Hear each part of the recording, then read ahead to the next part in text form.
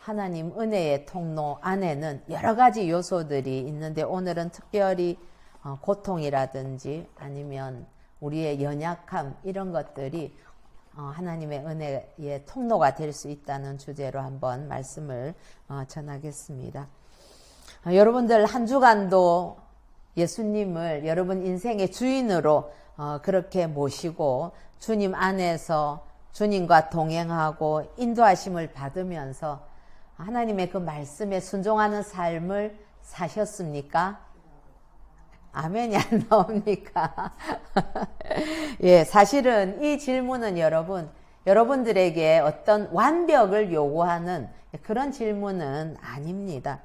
사실 그게 쉽지도 않고 또 내가 열심을 내고 또 내 의지를만 가지고 되는 일도 아니지요. 이 일은 성령의 도우심이 없다면 우리가 그렇게 살 수도 없는 일이기도 합니다. 그러나 여러분, 우리 각자가 그래 내가 가는 이 인생길은 목표가 있는 천국을 향해서 걸어가는 그런 순례자다 하는 사실을 분명하게 알고 있다면 우리가 이 땅에 있는 모든 일들에 너무 많이 마음을 빼앗기지 않고 너무 많이 미련 두지 않고 그렇게 살아갈 수 있을 것입니다.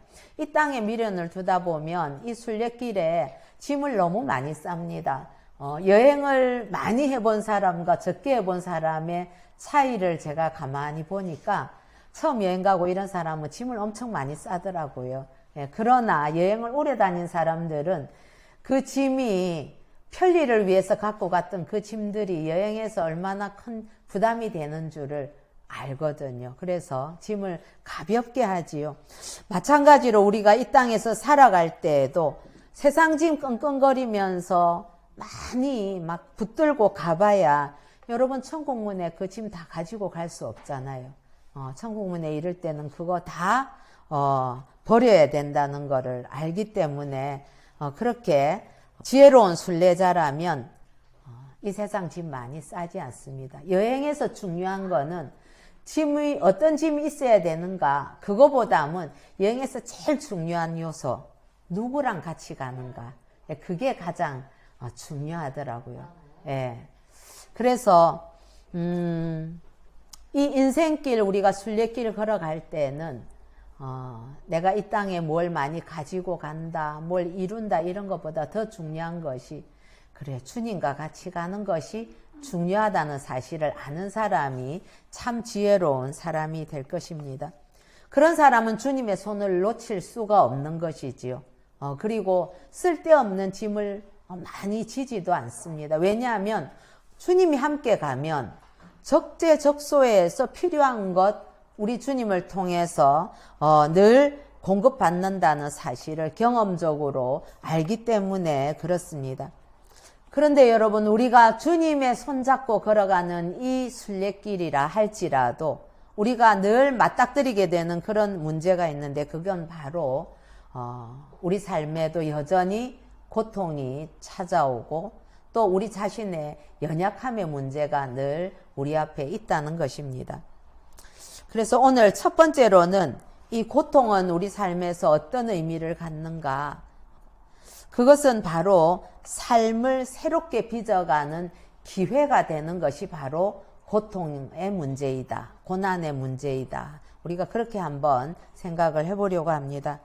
사랑하는 성도 여러분, 이전에 우리가 아무리 무의미한 삶을 살았다고 할지라도 주님을 만나게 되면 그 사람의 삶은 변화가 됩니다. 제가 우리 지체들 가운데서도 지금 어떤 한 지체가 주님을 만나기 시작하면서 그 인생이 너무나 이전과는 완전히 이렇게 달라져 가는 모습을 보면서 함께 기뻐하고 있습니다.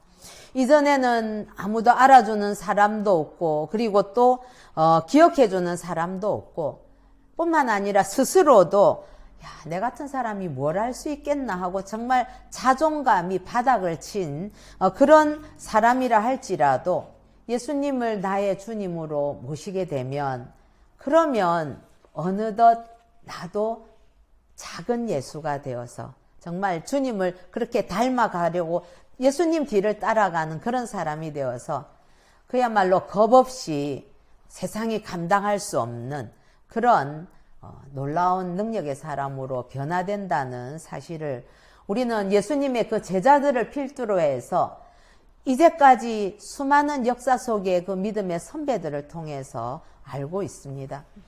여러분, 그렇기 때문에 지금도 여전히 실패와 낙심과 그리고 좌절과 슬픔으로 그렇게 가득한 인생이라고 할지라도 우리 주님을 만나고 나면 모든 것들을 보는 관점이 달라집니다. 그래서 내게 있는 그 지나간 고통의 시간들, 그리고 지금 또 나에게 주어지는 이 고통의 시간들이 오히려 하나님께서 나를 아름답게 성숙하게 빚어가는 그러한 하나님이 나를 작업하는 시간이었다라고 고백하게 될 것입니다. 예. 이처럼 세상은 주님께 자신을 내어 맡겨서 아프면 아픈 대로, 그리고 또 슬프면 슬픈 대로, 힘들면 힘든 대로 주님이 빚어주시는 그것에 그대로 순응하면서 그렇게 겸손하게 순종하는 그런 사람들을 통해서 이 세상이 변화되어 간다고 말할 수도 있겠습니다.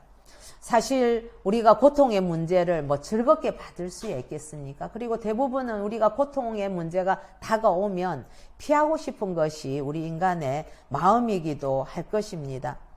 그렇지만은 돌아보면은 고통 때문에 우리가 주님을 만나게 된 경우들이 얼마나 많은지 모릅니다.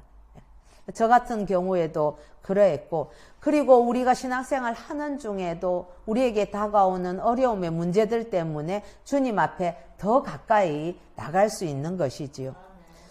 여러분, 우리 인간의 생리를 보게 되면 우리가 생각하는 대로 모든 것들이 그렇게 일사천리로 만사형통이 될 때에, 잘 나갈 때에 창조주 하나님을 기억하고 감사하고 찬양하는 그런 존재가 본질적으로 되지 못한다는 것에 대해서 여러분들 동의를 하실 것입니다.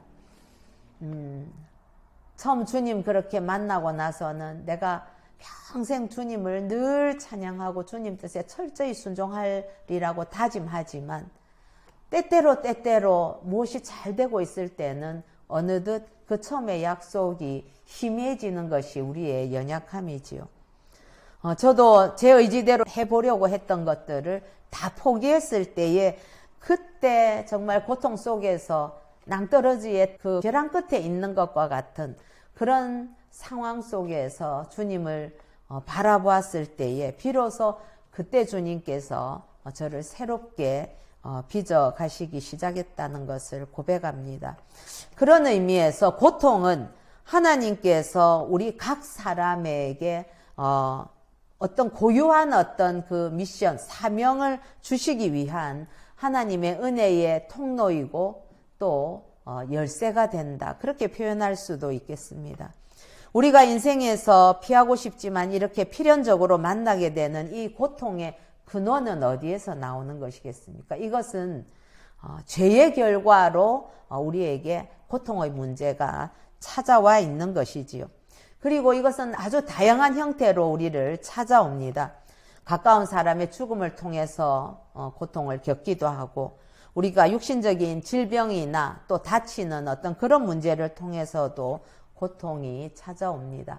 그러나 그 질병 자체보담도, 또 사고가 나서 어떻게 큰 장애를 입는 그것 자체보담도 그것이 회복되어 가는 그 과정 동안에 기다리는 그 인내의 시간들, 이런 것들도 참 큰 어려움이고 고통이더라고요. 뿐만 아니라 고통은 환경의 문제로도 찾아오고, 그리고 또 특별히 경제적인 문제로도 찾아오지요. 이 코로나 시대에 정말 실직자들이 얼마나 많이 있는지, 저는 이 길을 쭉 내려가면서 김밥 천국 있고 하는 그 고가도로 옆으로 가는데 거기에 가게들이 쭉 있었거든요. 지금은 거의 한 10개 정도 좀 되는 것들 중에서 다 문 닫고 지금 3개만 딱 열고 있습니다. 그런 걸 보면서 저기에 참 열심히 일하던 그 사람들 직업도 잃었을 것이고 그걸 경영하던 주인들도 다 많은 손해를 보고 또 문을 닫았을 텐데 하는 그런 안타까운 마음들이 있습니다. 그리고 우리 주변에도 찾아보면 하루 끼니 문제 때문에 그렇게 생계 문제로 고통하는 그런 사람들도 있고, 또 요즘은 사회적인 계층에서 간격이 차이가 너무 많이 나는 것 때문에 상대적인 그런 빈곤 때문에 박탈감을 많이 느끼는 경우들도 있지요. 인간관계 문제로 고통하는 경우도 많습니다. 부부간, 또 고부 갈등, 자녀 문제, 또 이웃과의 관계, 직장 동료들과의 갈등, 이런 것들 때문에 그 안에서 미움과 시기와 다툼, 이런 것들 때문에 정말 상처 있고 그 상처들 때문에 끙끙 앓는 사람들이 얼마나 많은지 모릅니다. 우리 지난 1년 반 동안에는 전 세계가 지구촌이 팬데믹으로 인해서 참 함께 아파하면서 고통하는 그런 시간을 보내왔습니다. 여러분, 그렇다면은 이 피할 수 없는 이 고통의 문제에 대해서 우리 그리스도인들은 어떻게 받아들여야 되는가 하는 것이지요. 예수 믿으면 고통이 다 없어질 것만 같았는데 우리가 이 땅을 살아가는 동안에 이 문제는 우리가 늘 다루어야 되는 문제이지 없어지는 문제는 아니지 않습니까? 그러나 그리스도인에게 있어서 이 고통의 문제는 그 원인이나 그 정도가 어떠하든지 간에 우리에게는 유익함으로 다가온다는 사실을 우리는 놓치지 말아야 할 것입니다. 성경은 그래서 고난의 문제를 다루는 교과서와도 같다, 그렇게 이야기하더라고요. 정말 훌륭한 교과서이고 완벽한 교과서이지요. 성경은 고난이 오히려 기회일 수 있다, 그렇게 말합니다. 그렇습니다. 하나님께서는 이 고난의 문제, 고통을 통해서 오히려 우리의 관심을 끄십니다. 그런 의미에서 고통은 거룩하고 또 신성한 어떤 외침이 될 수 있다, 그렇게 이야기를 하네요. 참 공감이 가는 그런 표현이지요. 우리가 살아가면서 닥쳐오는 이 문제를 우리가 다 이해할 수 없을 때가 참 많습니다. 하나님, 왜 내게 이런 고통이 찾아옵니까? 우리가 질문하지요. 그러나 이 고통의 문제는 적어도 그리스도인에게는 하나님의 메시지가 거기에 담겨 있다는 사실입니다. 본질적으로 고통은 변화하는 힘이 있기 때문에 우리가 그렇게 이해할 수 있는 것입니다. 크든지 작든지 누구나, 어떤 아이들도 키우다 보면 많이 아프고 나면 성숙하게 되는 것처럼 이 고통을 겪고 나면은 그 이전과는 확연히 달라지는 그런 은혜가 있습니다. 지적으로, 감정적으로, 또한 영적으로, 육체적으로도 우리를 변화시키는 그러한 동력이 이 고통 속에 담겨 있기 때문에 그렇습니다. 그래서 이 고통을 우리가 유익하게 사용할 줄 아는 지혜가 필요한 것이지요. 사랑하는 성도 여러분, 누구나 아마 크고 작은 고통에 지금 직면해 있을 것입니다. 그렇다면은 우리 몇 가지만 한번 살펴보십시다. 첫 번째로는 고통 속에서 하나님께서 우리에게 주시는 자신만의 그 어떤 메시지를 붙드시기 바랍니다. 하나님은 극심한 고통 중에 항상 보면 놀라운 은혜와 그리고 능력의 손길을 펼치신다는 사실을 우리는 경험적으로 알고 있습니다. 우리는 이 어려움의 시간을 지나면서 하나님의 임재를 새롭게 경험하기도 하지요. 이전에 고난에 처하기 전에는 누구나 하나님을 깊이 이해하기가 어려웠을 것입니다. 그러나 여러분, 이 고난은 하나님을 깊이 이해할 수 있는 하나의 기회도 되지만 우리 자신에 대해서도 고난을 통해서 내가 어떤 존재인가 하는 것을 잘 알 수 있는 기회가 되더라고요. 고난을 당할 때 비로소 인간은 자기 자신이 얼마나 연약한지, 유한한 존재인지 이런 것들을 절감하게 되고, 그래서 하나님 앞에 겸손하게 되고, 또 남의 고통에도 마음을 열게 되는 것입니다. 그런 의미에서 우리가 고통은 타인의 그 아픔과 고통을 더 깊이 알고 공감하기 위한 하나의 훈련 과정이다. 그렇게 표현할 수 있겠습니다. 그러나 요즘 보면은 신앙생활을 하면서도 이 고통이 자신에게 있음에도 불구하고 그거를 잘 포장해서 밖으로 드러나지 않으려고 하는 그런 태도들을 보게 됩니다. 뿐만 아니라 고통하고 있는 자들에게 울지 말라고 그렇게 핀잔을 주는 그런 경우들도 있더라고요.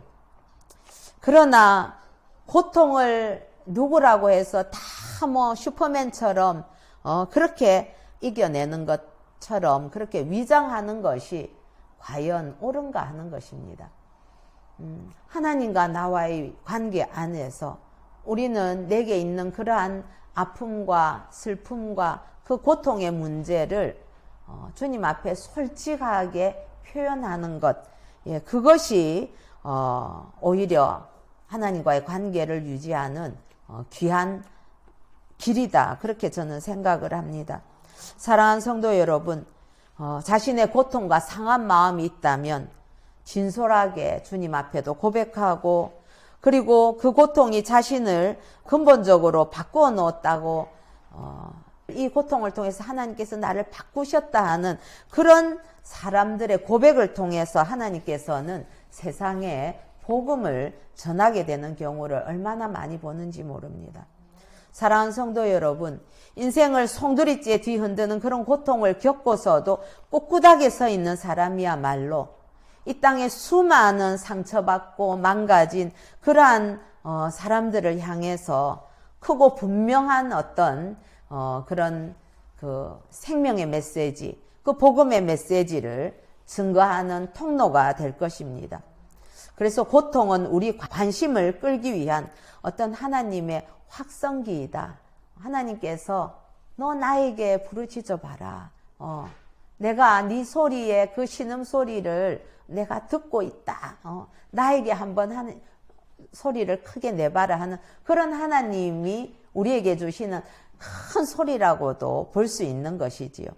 사랑하는 성도 여러분, 고통을 숨기려고 하면 치유의 길이 멀어질 뿐만 아니라 우리가 전하려고 하는 그 복음의 메시지도 힘을 잃게 되는 경우가 많습니다. 그래서 정말 그 고통의 문제에 대해서 우리 스스로 하나님 앞에서 그리고 세상을 향해서도 교회 안의 지체들에게도 그 부분을 열어놓고 그렇게 이 고통을 통해서 하나님께서 내게 뭘 말씀하시려고 하는가 하는 것을 붙드시는 저와 여러분 되기를 소원합니다. 두 번째로는 고통을 선으로 바꾸는 기회를, 그 기적을 체험하시기 바랍니다. 여러분 고통이 있다면 하나님께 물어보십시오. 하나님, 내 이 아픈 경험을 어떻게 사용하셔서 제 인생을 통해서 하나님의 뜻을 드러내기를 원하십니까? 질문해야 됩니다. 하나님께서는 우리의 상처와 우리의 그 고뇌를 하나도 허투루 낭비하시는 법이 없습니다. 저는 참 이걸 생각할 때마다 우리는 상처나 고통이나 이런 거 다 없어지고 쓸데없는 거라고 생각할 수 있겠지만 하나님께서는 우리가 그걸 하나님 앞에 올려드렸을 때에 하나님 손에 들려지면 그 고통과 고뇌와 상처까지도 하나님께서 선을 이루시는 그러한 귀한 재료가 된다는 사실입니다. 우리 성경의 인물 중에 요셉을 한번 기억해 보십시다. 여러분, 요셉은 예수님을 예표한다고 할 정도로 정말 선한 삶을 참 결격 사유가 없는 그런 온전한 삶을 살았습니다. 그럼에도 불구하고 그 요셉의 인생은 고난이 끊이지 않았습니다. 그러나 요셉은 그 고난 중에서도 끝까지 하나님을 신뢰했고, 그리고 특별히 억울함으로 그렇게 근심이 가득한 고통 속에서도 자신은 하나님의 그 섭리, 어릴 때에 보여주셨던 그 꿈들을 부여잡고 그 꿈을 굳게 믿었었지요. 그런데 하나님께서는 요셉에게 고난을 없애주시지 않았습니다. 고난을 없애는 대신에 고난 속에서도 요셉의 그 은사였던 꿈의 해몽을 통해서 결국은 바로의 궁정으로 들어가는 길을 열어주셨던 것입니다. 하나님은 요셉을 노예로 팔아치운 그 형들의 악한 일을 오히려 선으로 바꾸는 기적을 행하셨습니다. 그래서 우리 창세기 50장 20절에 보면 요셉이 이야기합니다. 형들을 향해서 당신들은 나를 해하려 하였으나 하나님은 그것을 선으로 바꾸사 오늘과 같이 많은 백성의 생명을 구원하게 하셨습니다. 그렇게 표현합니다. 여러분, 고통을 선으로 바꾸는 그러한 기적을 체험하는 저와 여러분 되기를 소원합니다. 세 번째로는 고통을 안고 이제 다른 사람을 위로하시기 바랍니다. 네. 내가 고통 속에 있을 때는 딴 사람 눈에 안 보이는 것 같지요. 그러나 이 고통의 경험은 정말 남을 위로할 수 있는 소중한 그러한 통로가 되더라고요. 이건 이 고통을 통해서 오히려 난 아무것도 못해 이게 아니라 다른 사람들을 같은 고통에 처한 딴 사람들을 위로함으로 새로운 일을 할 수 있다는 사실입니다. 고린도후서 1장 4절에 보면 그렇게 말씀하십니다. 우리의 모든 환난 중에서 우리를 위로하사 우리로 하여금 하나님께 받는 위로로서 모든 환난 중에 있는 자들을 능히 위로하게 하시는 이시로다. 예. 여러분, 우리가 아는 사람 중에 참 극심한 고난 중에 있으면서도 전 세계를 다니며 복음을 전하는 닉 부이지치를 아실 겁니다. 예. 태어날 때부터 엄청난 장애를 가진 그런 사람이었지요. 그러나 그런 육신적인 단점에도 불구하고 하나님께서 위대한 복음의 전파자로 세우고 오히려 자신의 장애를 감사한다고 합니다. 그것 때문에 하나님께 귀하게 쓰임 받는다고. 제가 이번 달에 그 기쁨 공식이라는 그런 책을 읽었습니다. 그것은 우리나라의 수학자이신데 세계적으로 굉장히 유명하신 그런 수학자더라고요. 근데 김인강 박사라는 분이 계셨습니다. 이분은 하반신이 완전히 마비가 되어서 그냥 기어 다녀야 되는 그런 분이었는데 그래서 아버지가 그냥 아들을 내다버리라고 술만 마시면 그렇게 학대를 해고했을 정도로 참 처참한 상황을 타고 났었습니다. 이제 보조기를 달고 그리고 그 가운데서도 늘 하나님과 대화하고 하나님의 말씀을 읽고 그러면서 특히 대학 때는 주님을 깊이 인격적으로 만나게 되는 일을 통해서 끊임없이 자신의 육신의 그 장애가 있음에도 불구하고 또 바쁜 그런 학자의 삶 속에서도 늘 제자 양육에 힘쓰는 그런 참 아름다운 삶을 사는 것을 보았습니다. 사랑하는 성도 여러분, 고통이 있다 할지라도 아무것도 못하는 것이 아니라 오히려 다른 사람을 위로하는 일을 할 수 있다는 사실을 놓치지 마시기 바랍니다. 시편 119편 67절에는 고난 당하기 전에는 내가 그릇 행하였더니 이제는 주의 말씀을 지키나이다. 고난 당한 것이 내게 유익이라 이로 말미암아 내가 주의 율례들을 배우게 되었나이다. 라고 119편 71절에도 말씀하고 있습니다. 때때로 우리 인생길에 나타나게 되는 거대한 장벽과도 같은 그런 장애물도 인생 최고의 기회로 하나님께서 바꾸어 주실 수 있습니다. 그리고 그 장애물을 하나님께서는 우리 각자가 가야 되는 그 목적지로 인도하기 위한 그러한 사다리로 사용하신다는 사실을 믿으시기 바랍니다. 그래서 고통은 하나님께서 우리 삶 속에 어떤 메시지를 써주시기 위해 사용하시는 잉크이다. 참 이런 표현을 하더라고요. 비더 메시지라는 책을 쓰신 그 목사님께서 이런 표현을 했습니다. 참 그렇습니다. 이 고통이 의미 없는 것이 아닙니다. 하나님께서 우리에게 말씀하시고자 하는, 크게 말씀하시고자 하는 그 글을 쓰실 때에 사용되는 잉크와도 같다. 그렇다면 우리가 이 고통을 받아들일 수 있는 것 아니겠습니까? 두 번째로 누구에게나 약함이 있습니다. 이 약함은 하나님께서 역사하시는 통로가 됩니다. 하나님은 우리의 장점과 우리의 성공을 아름답게 사용하시기도 하지만은 우리의 약점과 실패를 통해서 하나님의 목적을 이루실 때가 훨씬 많습니다. 그래서 하나님은 사도 바울에게 이 점을 분명하게 밝히신 것이지요. 오늘 우리 본문 속에 9절 보면 나에게 이르시기를 내 은혜가 내게 족하도다. 이는 내 능력이 약한 데서 온전하여짐이라. 그렇게 말씀하셨습니다. 여러분, 우리는 각자가 어디에서 어떻게 살았든지 간에 이미 우리 삶 속에서 수많은 실수와 실패를 한 사람들입니다. 그러나 하나님께서는 그 실패 구덩이 속에서 우리를 건져내시면서 너는 내 것이다 라고 선포를 하시며 우리 주 예수 그리스도의 보혈로 우리를 정결하게 하셨고, 그리고 하나님의 뜻 가운데로 지금까지 우리를 이끌어 오셨습니다. 하나님께서는 우리의 연약함을 너무 잘 아시기 때문에 결코 우리에게 한 점 실수를 용납하지 않는 그런 완벽을 요구하지 않으십니다. 그러나 하나님께서는 우리를 있는 그대로 사랑하시지만은 그렇다고 우리의 부족함을 결함이 많은 모습을 그대로 내버려 두지 않으시고 점점 우리를 새롭게 만들어 가십니다. 마침 진흙탕 속에서 막 뒹굴어 가지고 엉망진창이 된 아이들을 깨끗이 씻기고 또 다 엉클어진 그 머리들을 다 감기고 빗으로 곱게 빗어주는 것처럼 그렇게 우리를 정갈하게 다듬어 가십니다. 즉 우리 신분에 맞게 하나님의 자녀라는 거룩한 백성이라는 그 신분에 합당하게 우리를 단장을 시키시는 것입니다. 여러분, 교회는 어떤 곳입니까?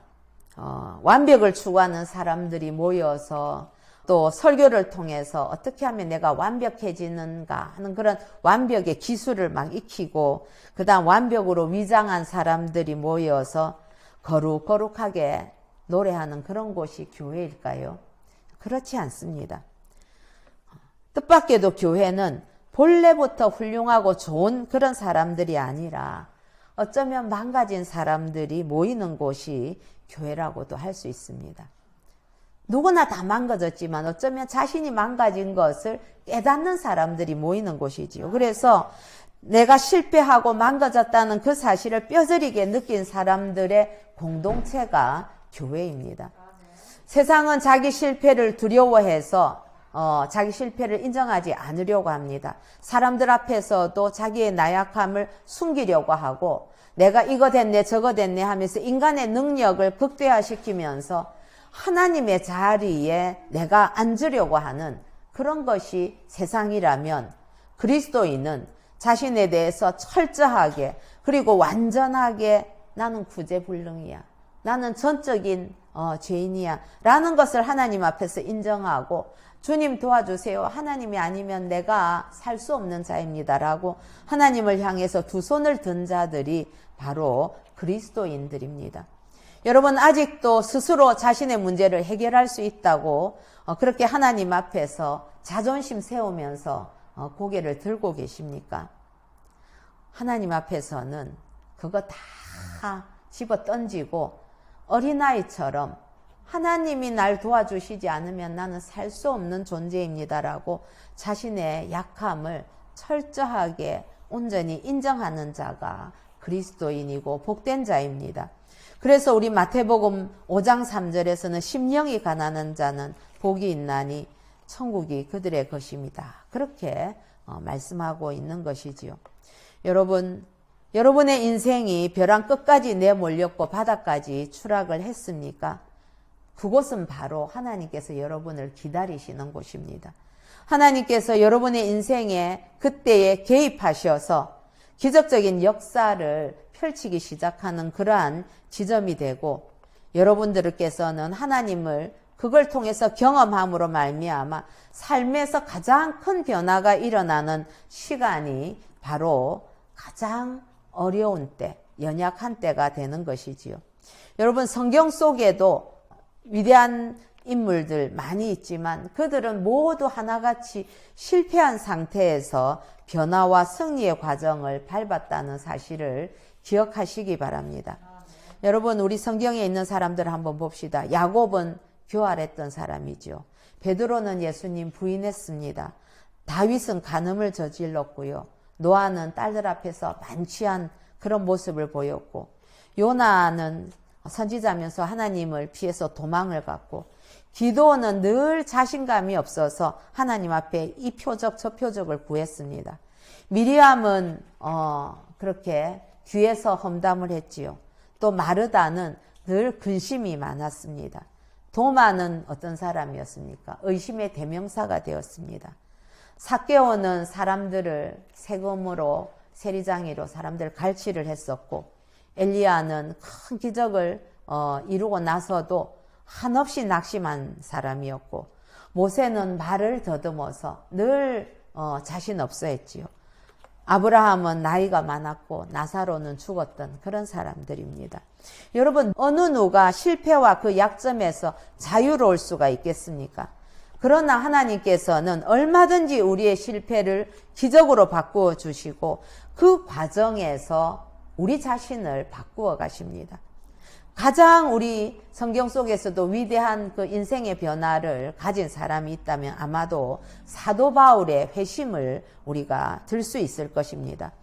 예수님을 박해하던 그 바울이 다메섹 도상에서 우리 주님을 만나자 이전과는 완전히 180도 다른 그러한 삶을 살게 되지요. 그래서 땅끝까지 복음을 전하는 사명자가 되었습니다. 그러나 그렇게 뜨겁게 주님을 사랑하면서 복음을 전하던 그 사도 바울에게도 자신의 고통의 문제, 연약함의 문제가 늘 따르고 있었습니다.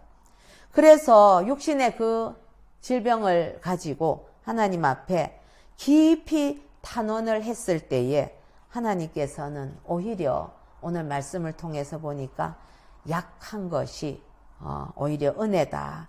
그 사도 바울의 약함을 하나님의 은혜로 채워주셨습니다. 우리 9절과 10절 같이 한번 읽어보십시다. 시작. 나에게 이르시기를 내 은혜가 내게 족하도다. 이는 내 능력이 약한 데서 온전하여 짐이라 하신지라.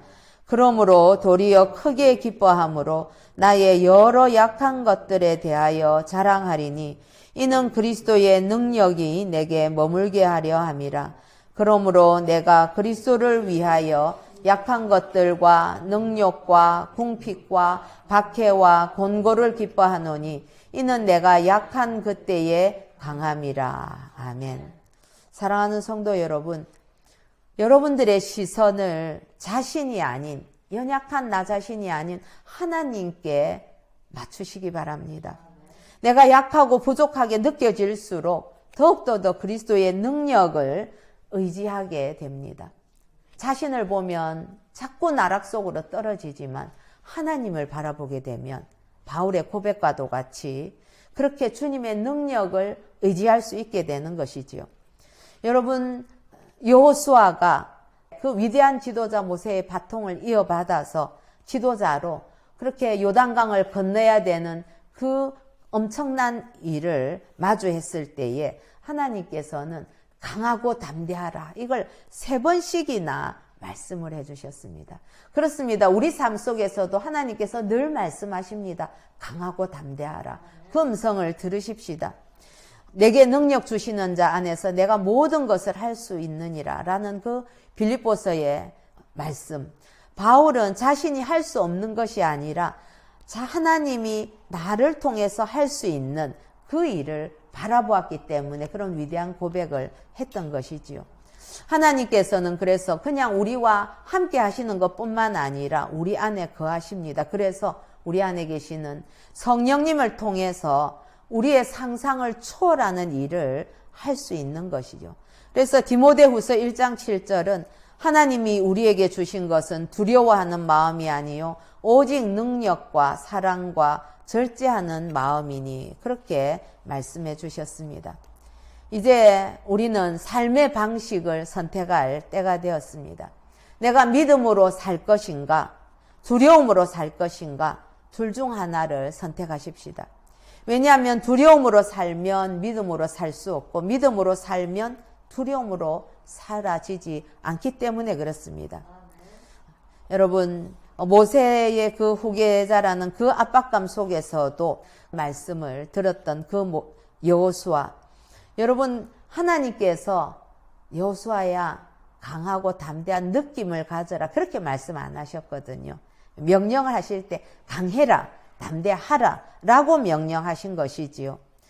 이거는 내가 자신감이 없지만 그러나 발을 딱 내디디면 그렇게 용기 있게 행동을 하면 하나님께서 능력으로 함께 하신다는 것을 보여주기 위함입니다. 여러분 두려워하지 마시고 행동으로 한번 발을 한 발짝만 내디뎌 보시기 바랍니다. 한 발을 딱 내디뎠을 때 그 넘실거리던 요단강이 위에서 아래로 다 막혀서 그렇게 강물이 멈추기 시작한 것 아니겠습니까?